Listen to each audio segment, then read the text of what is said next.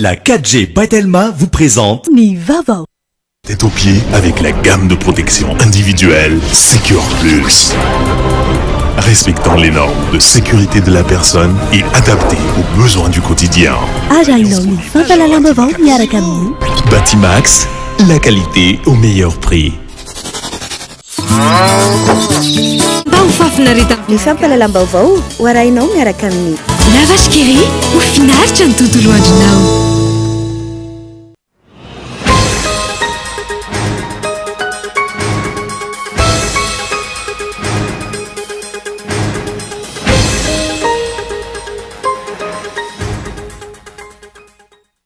Ny tsy fanarahan-dalàna ny fototra izao fahalovana mahazo ny firenena izao.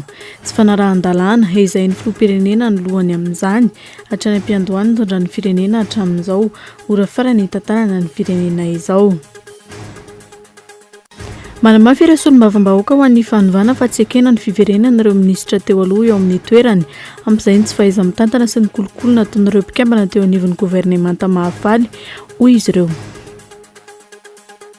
Manohana ny fitoriana napetraka ireo mpifaninana ho komisaira teny anivon'ny conseil d'etat ny eo anivon'ny polisy pirenena izy ireo izay manamafy fa nisy kolokolo sy tsindry nahazo ny minisitra ka nangataka ny famerenana ny fanadinana. Chauffeur guide iray no namony ainy androany vokatry ny fanafian-jolahy tany amin'ny faritra andrefana. Manaitra ny tompona andraikitra izy ireo andraisana fepetra manoloana ny tsy fandriam-pahalemana eto amin'ny firenena. Farany any ivelan'ny Palestiniana efatra no namony ainy nandritra ny fifandonana teo amin'ny sistan'ny Israel Gaza mahery ny 100 kosa ireo naratra anatanteraka fivoriana maika manoloana izany ny firenena mikambana. Ny andindin'ireo arahinao avy hatrany.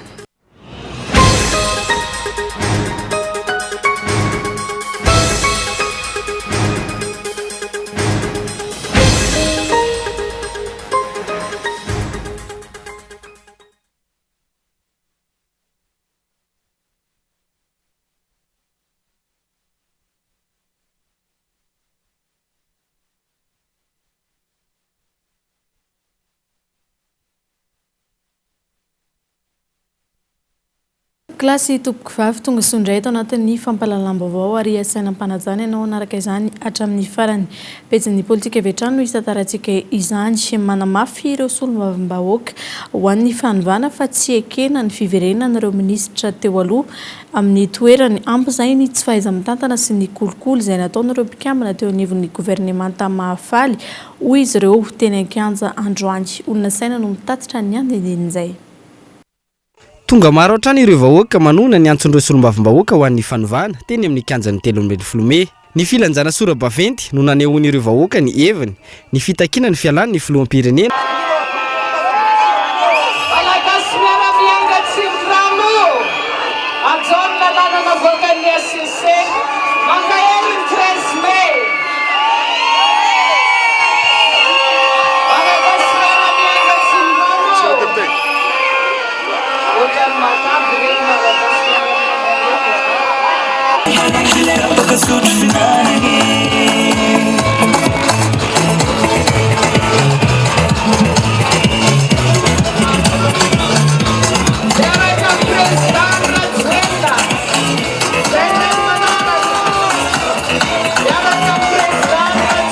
Antombotra ny fivoahan'ireo izay ho mpikambana eo anivon'ny governemanta hoy ireo solombavambahoaka ho an'ny fanovana. Tsy ekena ny famerenana ireo minisitra efa nitantana nandritra ny governemanta no tariny mahafaly solonandrasana Olivier. Izany no atao hahafahana mametraka ny fanovana eto amin'ny tany sy ny firenena. Ivarotra tanindrazana ao, manome tany sinoa, manome tany karana, ireo mpanao kolikoly, ireo mpivarotra sokatra, mpivarotra bois de rose, mpivarotra rena kibintany, hatramin'ny mpivarotra viavy elefandafy io, mamboly hipetraka agnatiny ao, azafady la teo Andakilasy nisy nampiarin'ny Paul Rabariny hoe redoublement zéro. Agny misy izany tamin'ny fotoagn'androny. Iova zany dia tsotra. Ahoana moa magnantanterasika ny nofinofisika reo? Raha sanatsika mbola zalahy, iary marantina mbola eo. Manamafy izay ihany koa ny mpampianatra mpanabe fa tsy ekena ny hijanona ny ministry ny fanabeazam-pirenena ankehitriny eo amin'ny toerany mandritra ny governemanta tariny Tsay Christian. manamafy ny tsy hamelena nitsony Anandriamato ministra teo aloha Paul Larabary sy ny firongony izay tsy nahavany olana menjady teo anivon'ny ministère de l'éducation nationale nandritra ny 5 taona. Nandritra ny fotoana androany ihany koa no nandraisan'ny mpanentana ny tsy mahaliony sampona fitenenana nanoloana ireo vahoaka malagasy. Tokana ihany zavatra teneniko omeo ministera 12. Sapsapele miteny ome valo dia aleo mamerina indro omeo 12 izay tompoko lasy tompoko vavy. Eto aminareo député any mangataka dia ozinareo hoe ry vahoaka malagasy mpiray tanindrazana miantso anao te ilaza aminao fa niasa filoham-pirenena. Tena niasa filoham-pirenena. Resaka tsy fandriam-pahalemana dia ozy hoe vonina hijoratra amin'ny farany anohitra ny kolikoly ny ben'ny tanàna na Laroby Vatosola na eo azantsindry sira matahora atao aminy raha ny fanazavany taorin'ny Rarandra Masina izay nanenjehana azy sy ny mpanao gazety teto anivon'ny Kolo TV FM dia intelo nahazo fandrahonana ny tenany ary avy hatrany andin'izay. Taorin'ny Rarandra Masina ny 13 Mey lasa teo izay nanenjehan'ny mpiambina ny filoham-pirenena ny ben'ny tanàna na Laroby Vatosola no ny filanjana sora-baventy maneho ny heviny ny amin'ny fanohanana ireo solombavim-bahoaka ho an'ny fanovana nandritra ny kabary nataon'ny filoham-pirenena tany an-toerana intelo norahonana sy nokasaina ho samborina ny ben'ny tanàna na Laroby Vatosola raha ny nambarany tamin'ny ity androany ity. Taorinan'ny alakamisy tranga tao Andramasina dia zavatra tranga zany dia nisy foana ny fampiroroana hoe hoavy ny Morege hoavy ihany koa ny garde présidentielle fa ny firaisan-kina ny fokon'olona izay isaorako manokana ny fokon'olona amboniadana sy Laroby Vatosola dia tena nampiala ho azy ny tahotra. Zoma zany no tonga tany ireo be bokotra aloha dia ny taorinana Zoma dia nandeha indray feo ny asabotsy sy ny alahady dia ny alatsinainy moa dia efa nangingina ary namonjy ny asa ny alatsinainy hariva dia ny talata dia hatramin'izao zany dia tsy nahareresana feontsoa satria nisy fivana ihany koa moa tao amin'ny gouvernemanta dia avy hatrany dia efa niravina ho azy ny zavatra rehetra ary ny olona rehetra nahazo toky hoe antsy tsy afaka manao ny intsony zareo reo. Na eo aza izany tsindry sira matahora izany itony tolona ho an'ny tandrazana raha ny fanazavana ity ben'ny tanàna ity hatrany. Zany dia toerina ilo ny fitondrana SVM satria ny fitondrana SVM manao nampikaikaika vahoaka indrindra mampitebotebo amin'ny vahoaka nikasika ny taniny ny ombony sy ny sisa sy ny sisa. Tato anatin'ity fitondrana ity koa ny tena nahitana ny kolokolo be indrindra manomboka hatrany foto ka hatrany an-tampony ary indrindrandrindra raha hoarina amin'ny fotsiny dia ny ao anivo ny distrika sy ny faritra dia mampiaiky volana mihitsy satria misy zavatra foto-javatra sa vitanao ozy dia lazaina fa efa tapitrisa nefa efatra tapitrisa ao farafampitsany lany ko atoerina hatrany farany dia izao ndray dia mbola mitetika foana zareo amelezana ny andrina ny vahoaka madinika amin'ny resaka hoe opération à titre fobe fa dia mezaka hatrany farany izay samijoro mba voninahitra ny distrika Ranomasina ary tsy ambany manina ny distrika Ranomasina. Raha tsy ivona nenjen'ireo garde présidentielle niaraka tamin'ity ben'ny tanàna ity ihany koa ny mpanao gazety teto amin'ny Kolo TV FM izay nanana ny sary manaprofo ny fanampenam-bava ataon'ny fitondrana HVM amin'ireo vahoaka izay maneho ny heviny am-pilaminana.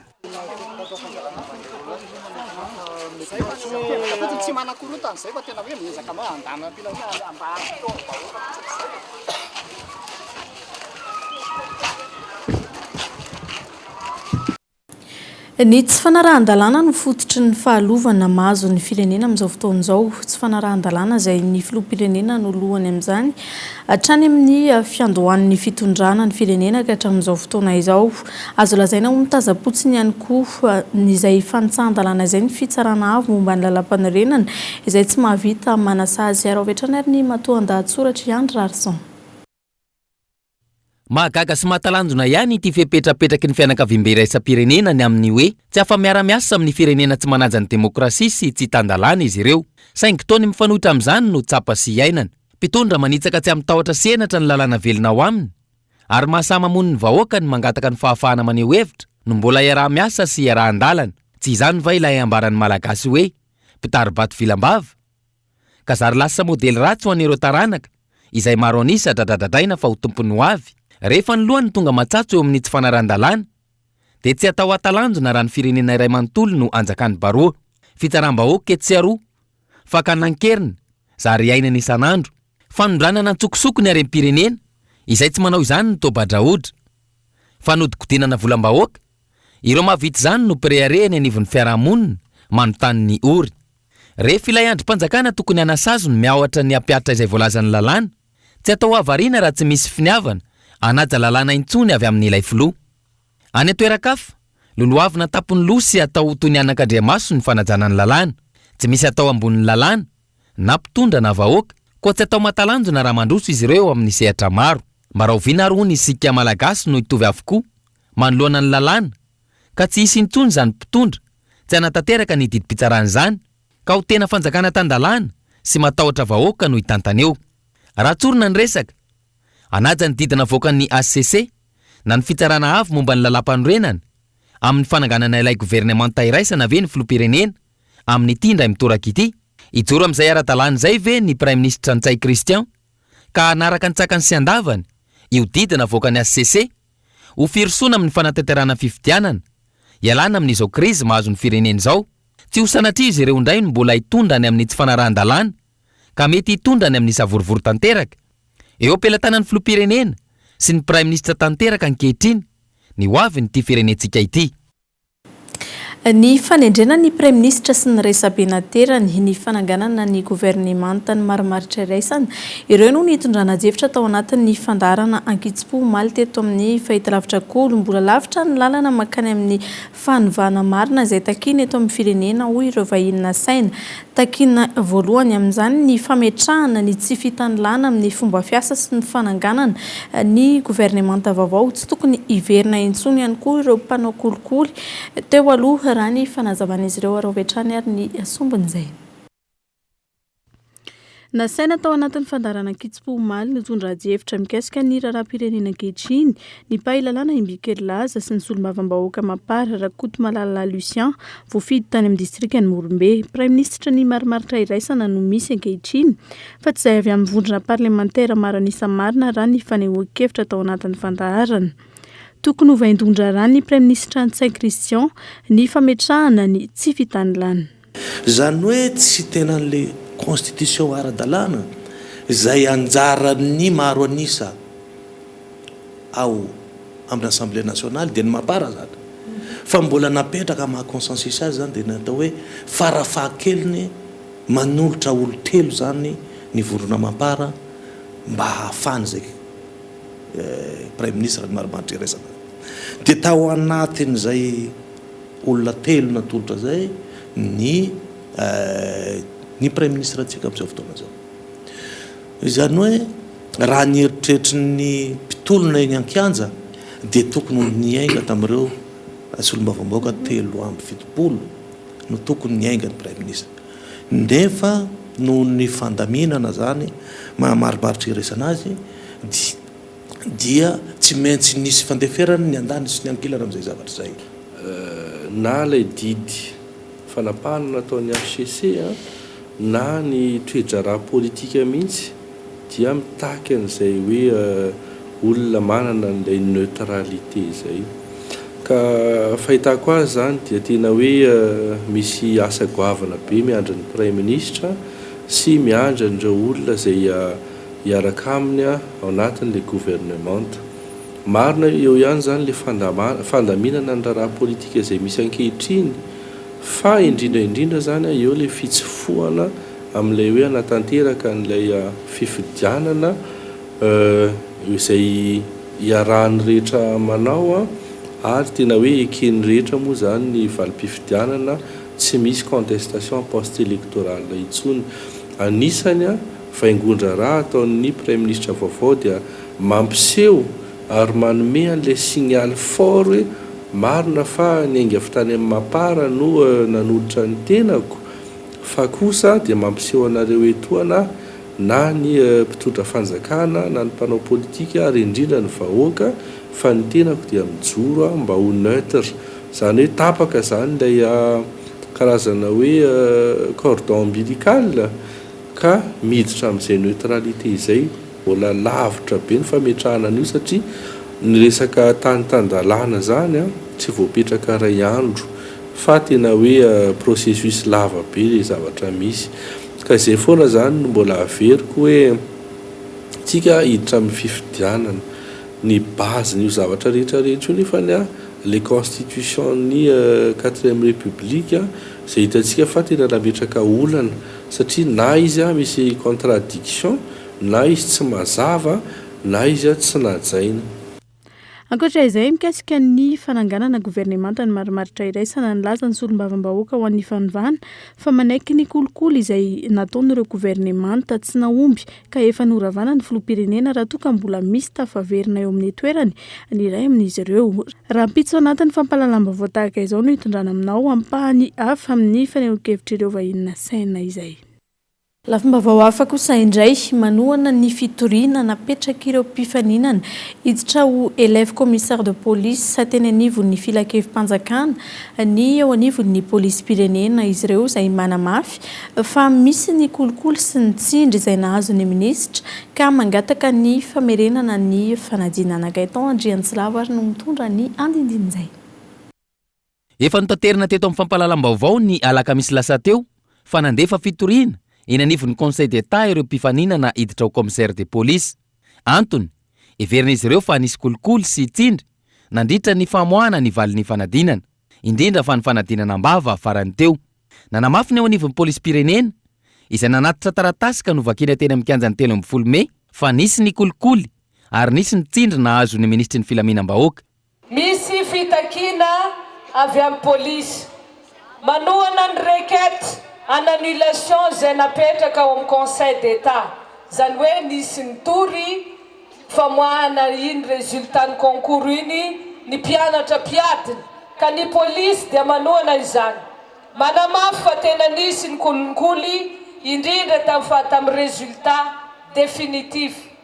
Tena nisy ny tsindritsindry avy any ambony nahazo an'i monsieur le ministre hoe tsy maintsy reto no avoaka amin'ny résultat ary natao ho isan'ny afaka tamin'izany ny zanaka nabavin'ny monsieur le ministre mba ho fiarah-miasa amin'izy ireo. Nisy ny tsy fanajana ny décret nivoaka tamin'ny avis de concours izay milaza fa 4 ny professionnel ary 16 ny direct ho an'ny commissaire, nefa tsy narahana fa nampiakarina 6 ny professionnel ary naena 7 ny direct. Arrêté ministériel contre décret.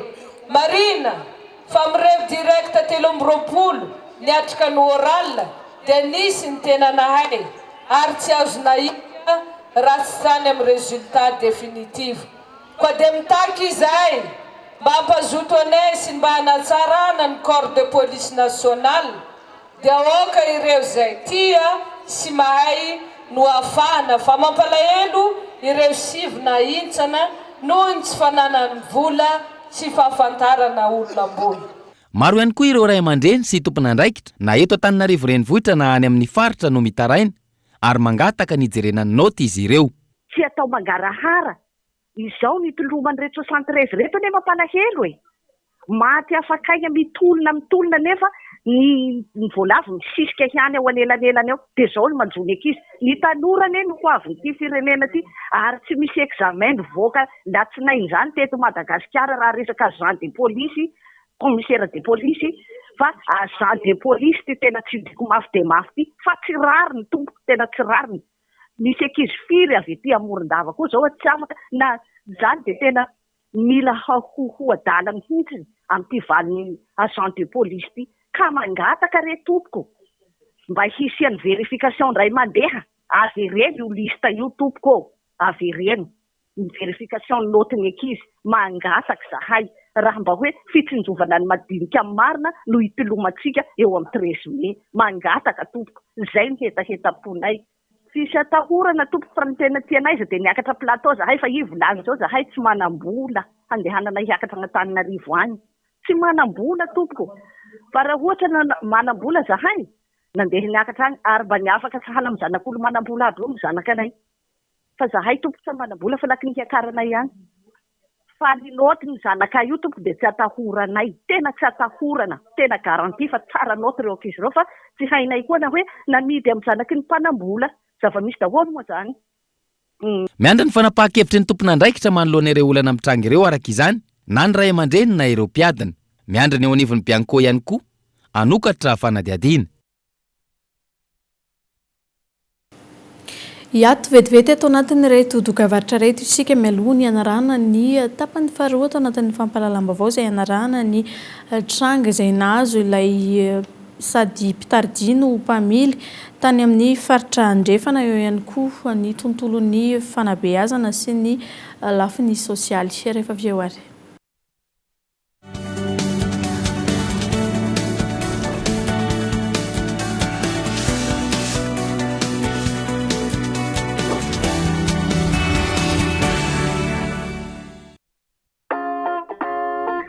Fetiny ray mandritra ny herinandro be izao miaraka amin'ny Kolo TV sy Kolo FM.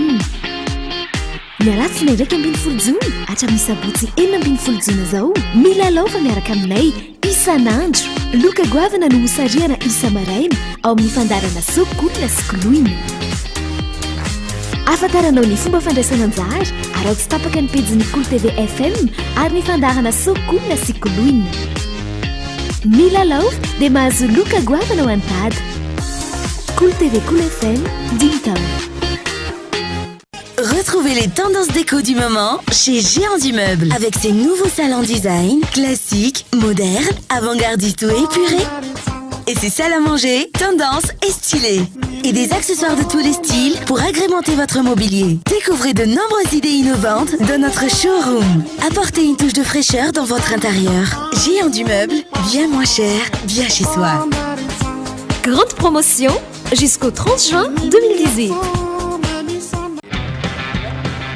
Oui, appel vers tous les opérateurs.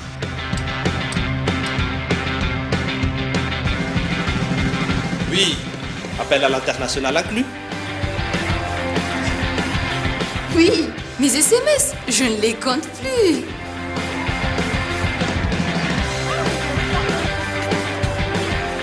Et oui, l'Internet à la vitesse 4G. 0,5 arrière par seconde vers Faf et Club First.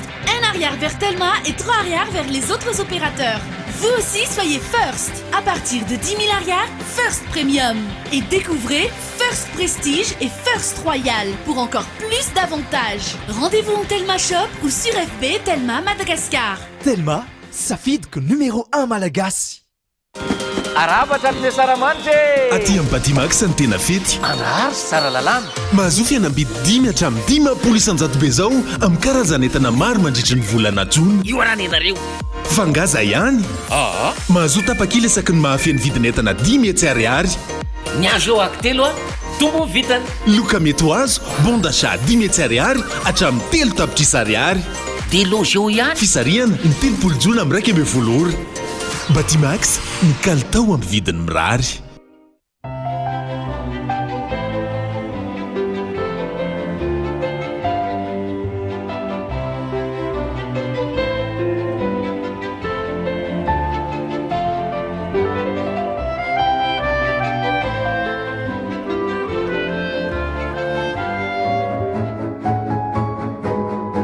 Vaovao, yaourt chocolat double crème, citron meringué, fraise banane, litchina vanille. Mariatra avo roeny amin'ny yaourt rehetra. Ny tsirony koa miavaka ery.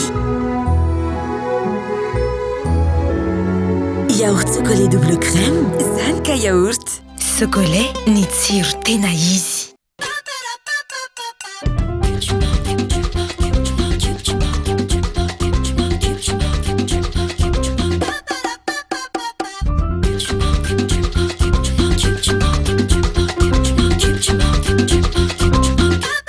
Vaovao, Jumbo épice, Miss vitamine A, zato ariary. Jumbo, mampatsiro ny nahandroko.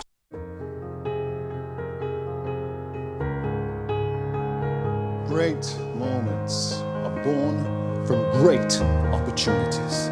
Passion, love, heart. Nobody has that. They told us that soccer wasn't our thing. Are we gonna believe it? Niemand denkt an den letzten Champion. Also lasst uns verteidigen, was uns so viel gekostet hat.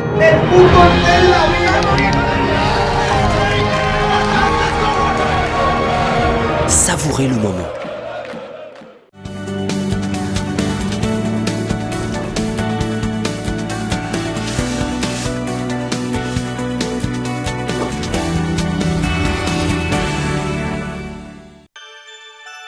Ça, c'est la fin du monde. Comment ils sont entrés dans notre monde? Quelqu'un les a fait entrer. Quelqu'un qui appartient à notre monde. C'est qui ça? En tout cas, c'est pas un des nôtres. À nous de jouer.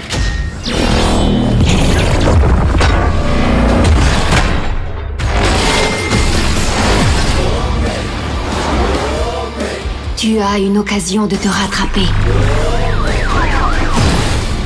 Il nous faut plus de pilotes. On les a.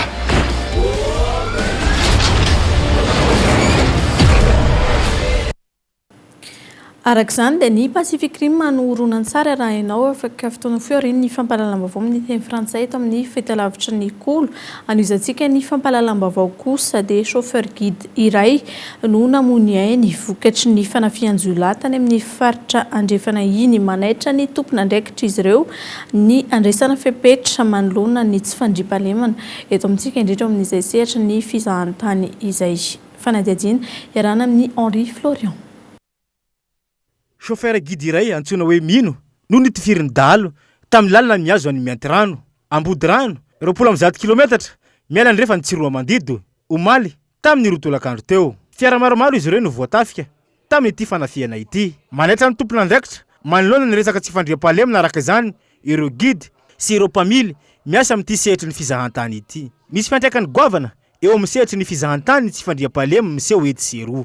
Tsy nandeha alina fa tamin'ny 2 atoandro no miseho ny fanafiana ary tomobila maromaro 7 zareo niaraka nandeha fa hatreto aloha zany ny vaovao ofisialy izay voaray dia izay anankiray zay maty fa mba tsy hitentenenana foana sy voadiso dia aloha rehefa tena maripotitra le information zay voavoaka ny toy ihany hoe nanahoana ny zavatra nitranga hoe ohatrany ahoana ny zavatra nisy tany. Izay zavatra izay no nanitsona ho satria ny zavatra etra mitranga eto Madagasikara zany dia rehefa hitantsika rehefa mijerentsika dia mahakasika ny fiainana malagasy en général le izy fa tsy ny tourisme rery ihany fa dia ny tourisme sehatra misy anay dia ny tourisme no intsona ianareo sy ahafahanay ihany koa manaitra sy miantso ny fandraisana andraikitry ny fandraisana andraikitry ny tompony manam-pahefana sy ny tompony andraiky pahefana mahefa mba andray ny andraiky manoloana ny tsy fandriampahalemana satria na tiana na tsy tiana ny tsy fandriampahalemana izay misy eto Madagasikara dia hatrany amin'ny aty vilanintsika rehetra miatraika. Ho anay izay misehatra eo amin'ny resaky ny fizahantany dia tena misy fiatraikany aty amin'ny asan'ny fizahantany lay tsy fandriampahalemana. Anaitra foana izahay na nisy fotoana zay tsy niteny nisy fotoana zay na defa nisy ary ny zavatra natao fa eto zay dia tena mamerina miantso indray raisy tompoko le andraikitra ary jerevo le fandriampahalemana fa tena misy fiatraikany amin'ny fiainana andavanandro ny tsirairay, misy fiatraikany eo amin'ny asa mandraraha amin'ny mpizahantany ary misy fiatraikany amin'ny firenena. Miteraka fatiantoka ho an'i Madagasikara manoloana ny fizahantany ny tsy fandriampahalemana mitahaka izao. Miantso ny fandraisana andraikitra avy amin'ny mpitondra araka izany izy ireo manoloana ny resaka tsy fandriampahalemana misy eto amintsika amin'izao fotoana izao. Izay ny mahakasika ny fahazoa fototra nanan'ny isam-batan'olona ny fahazoana rano fisotro madio, fidiovana ary fanadiovana mbola marana hoe fa ireo olana sy sakana miseho eto amintsika misakana an'izay tsy fisitrana ireo zo fototra izay na eo aza ireo ezaka atao sy ny fanentanana isan-karazany eny anivo ny fiarahamonina fanadiadiana iarana amin'ny Gaëtan Andriantsilava. Zo fototra ny fahazoana rano fisotro madio, iaina ao anaty fahadiovana sy fidiovana. Tsy voahaja nefa izany eto amintsika. Antony, miaina ao anaty loto ny mponina, miaina ao anatin'ny fofona, ary mandany hery sy fotoana vao mahazo rano fisotro madio. Neto Antananarivo renivohitra ohatra, maro ireo mifoha amin'ny 3 na amin'ny 4 ora maraina, ilahatra rano ampiasaina ao an-trano. Ohatra ihany koa ny any Anosizato, izay ahitana mponina manodidina ny 994 alina, saingy tsy misy afa-tsy paompy 920. Izany hoe valo isaky ny fokotany. Valo isa-pokotany ary mbola mandahatra bidon ny olona vao maraina. Asa mifiry vao tafaly eo.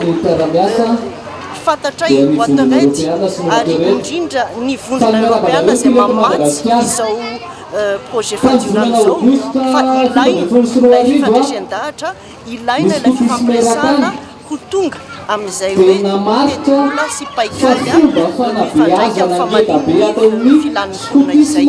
Androany, nisy ny fanentanana ny mponina nataon'ny tetikasa fandio rano izay efa tsy ny vondrona Europeana vola miaraka tamin'ny tily Madagasikara.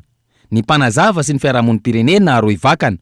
Misa 430 ireo fiarahamonim-pirenena nosy zato izay nofanina nandritra ny enim-bolana anohy ny fanentanana momba ny zo fototra amin'ny fahazona rano fisotro madio, fidiovana sy ny fanadiovana. Remetona aloha fa tsy hanao politika izay fa hidiny fotony kosa resaka rano fisotro madio sy fidiovana sy fanadiovana satria mbola hita zany fa tsy ampy eterno zato amin'ny resaka pressiona rano izay mantsy ny problème mety ka dia hiara-iasa amin'ny sivantany sy ny komity indrindra ny ao anatin'ny roa ivakana koa fa misy nisy.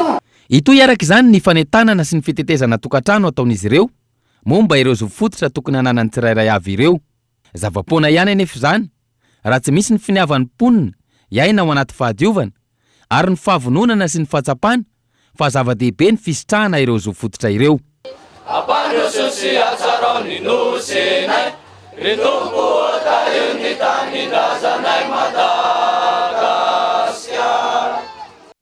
Anatin'ny fandarana alaliny kosa indray dia ny tontolon'ny tsy fanjarin-tsakafo amin'ny ankapobeny indrindra ny any amin'ny faritra atsimon'ny nosy izay indray no entina ao anatin'ny fandarana alaliny no rampitso amin'ny fitora ariva iarahana amin'ny Michela Ranarjaona narao vetrany ny somotsomony amin'izay.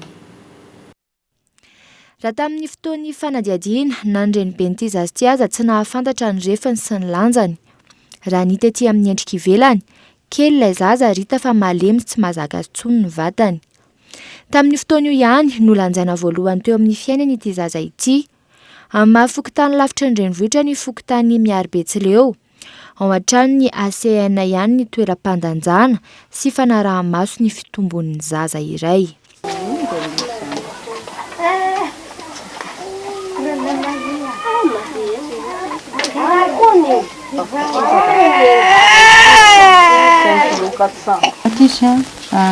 Tsy anazy ty mantsy 5 kilo 400 eotrrehetra aty ambany aty mihitsy izy zany.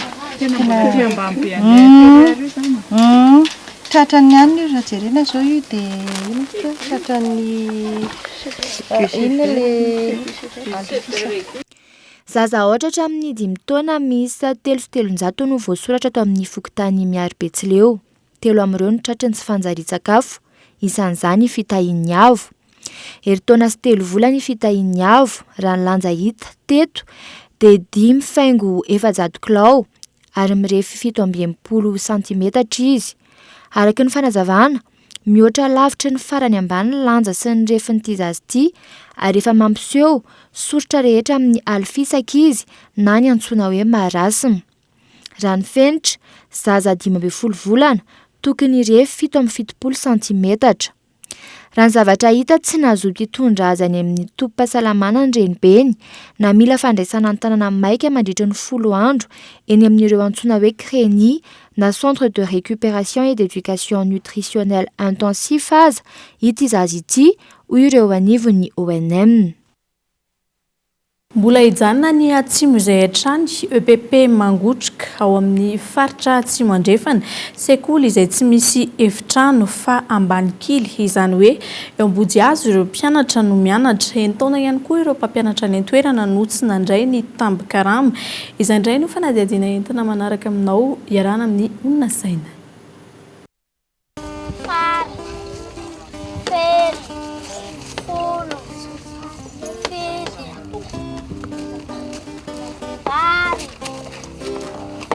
Tsy noho ny hafanana akory na fity hianatra kalamanjana no mahatonga ireto mpianatra ireto mianatra potitra ity azona voamadilo ity fa noho ny tsy visian'ny efitrano fianarana. Eto amin'ny EPP mangotrika ato amin'ny commune Antanimieva, district ny Morombe, faritra Atsimo andrefana. Tsy misy seza sy dabilio amin'ny tany ireo mpianatra no mipetraka ary samy mitondra izay lafika ipetrahany avy any an-tokantrano.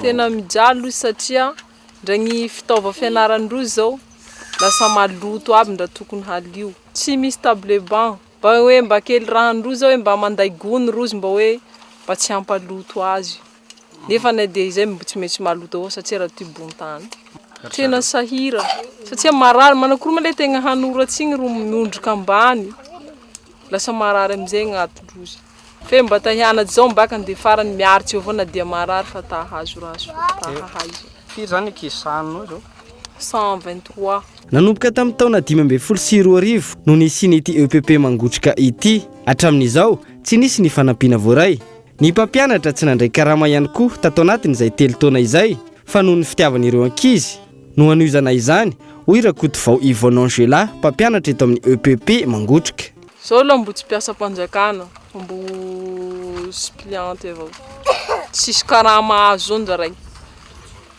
vina nahazo karama farany zao bo tena tsy nahazo tsisy nahazo depuis 2015 tsisy karama azo fitiava-tanindrazana zany no tena raha sady raha reto koa mba zain-tegna anan-tegna ferignesan-tegna raha tsy misy karama zay mampianatsy avao tena mba mangataka amin'ireo mpanjakana zany mba hijery ankaiky anay am'izao mahazo anay zao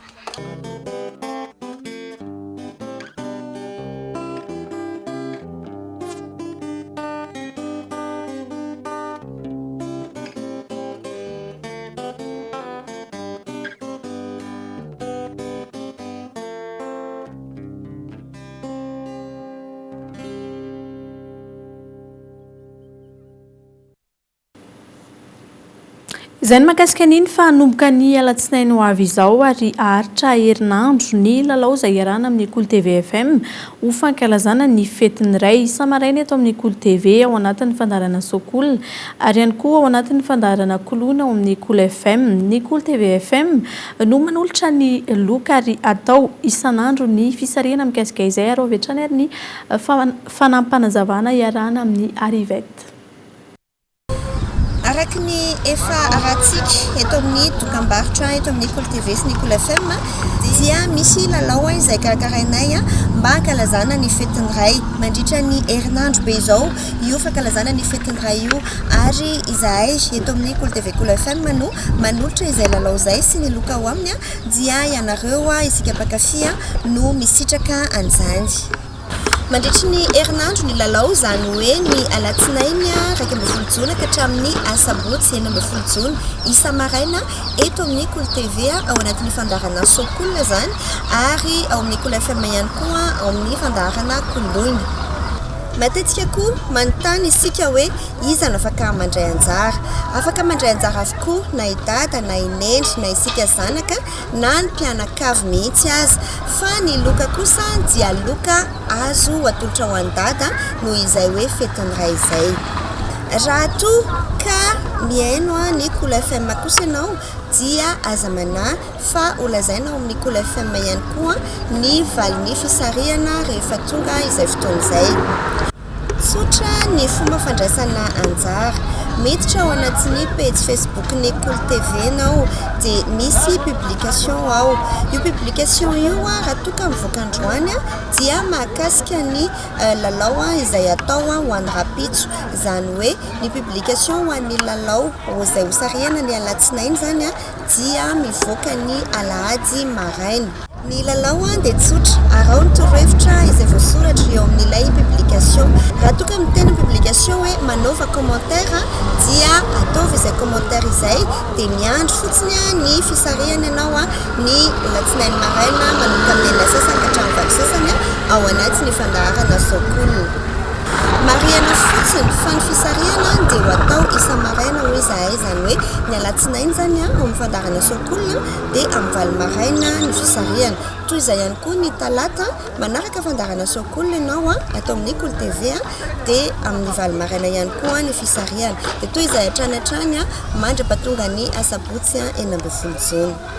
Dia aza misalasala ary aza miandry elaintsondy milalaova miaraka aminay eto amin'ny Kolo TV sy ny Kolo FM fa be dia be ny loka hosarihana ary mety ho ianao no tsara vitany azo ilay loka goavana ho an'ny dada.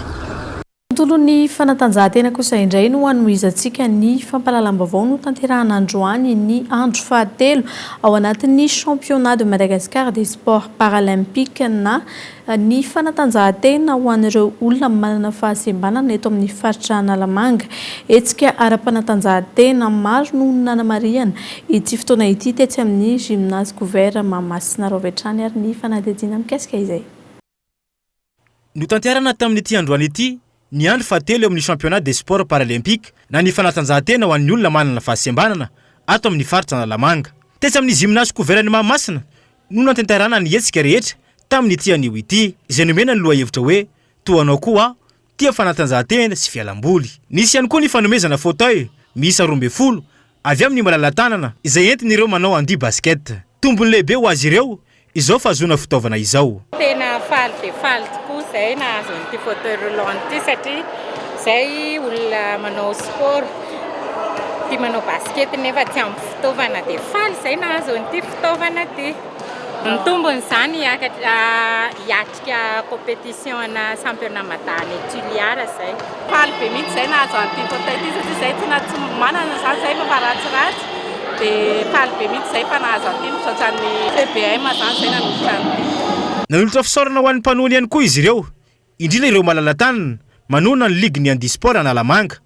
Hita hoe afapoa ny mpiara-miombonatoka ary tena fifaliana koa zany ho annay zay nanolorana an'ilay fauteuil roulant rombifolo isan'izy ireo ary hoentinay manatanteraka ny etikanay zany amin'ny resaka basket handi basket eo amin'ny eto amin'ny faritra Analamanga sy amin'ny national ary mety azo verina koa ny mirisehatra iraisam-pirenena satria ireo fauteuil reo zany dia tena manaraka tokoa ny fenitra iraisam-pirenena. Fifaliana tanteraka no nandravaka ny fotoana tamin'ity androany ity, izay nofarana tamin'ny fanomezana amboara ho an'ireo mendrika nandritra ny fifaninanana.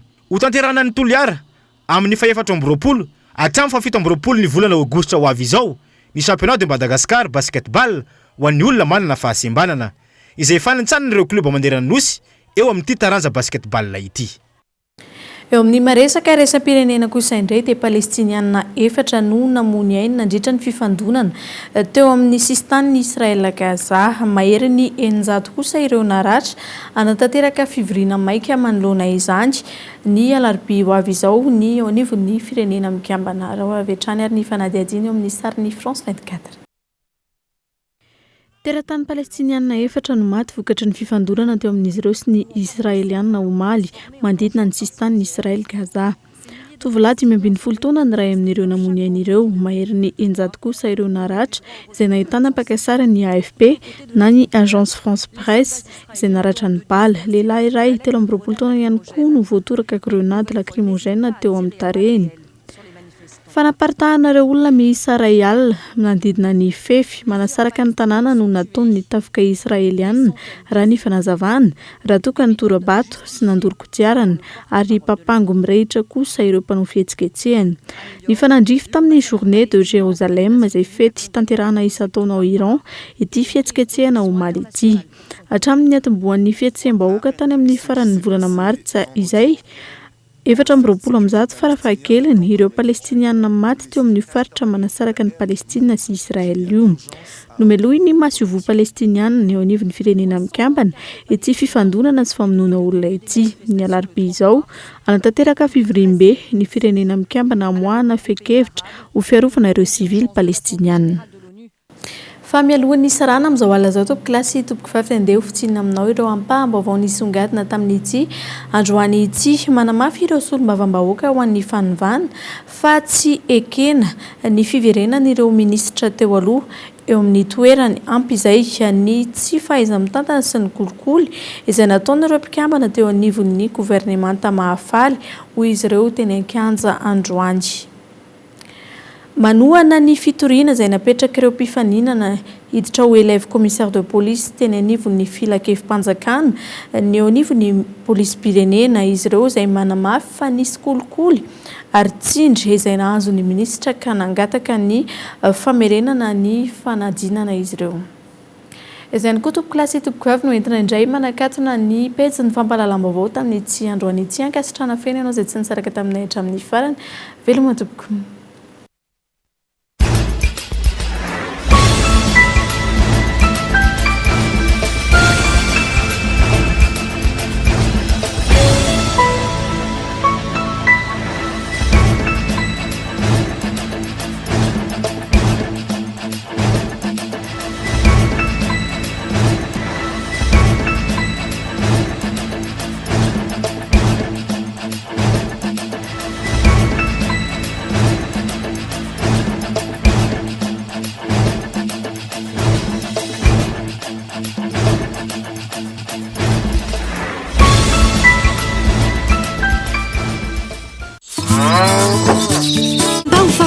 narahinao teo ny fampahalalam-baovao miaraka tamin'ny La Vache qui rit ou finaritra ny tontolo andronao.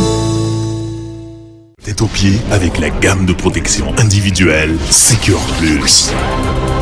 Respectant les normes de sécurité de la personne et adaptée aux besoins du quotidien. Narahinao teo ny fampahalalam-baovao miaraka tamin'ny Batimax, la qualité au meilleur prix. La 4G by Telma vous a présenté ny Vaovao.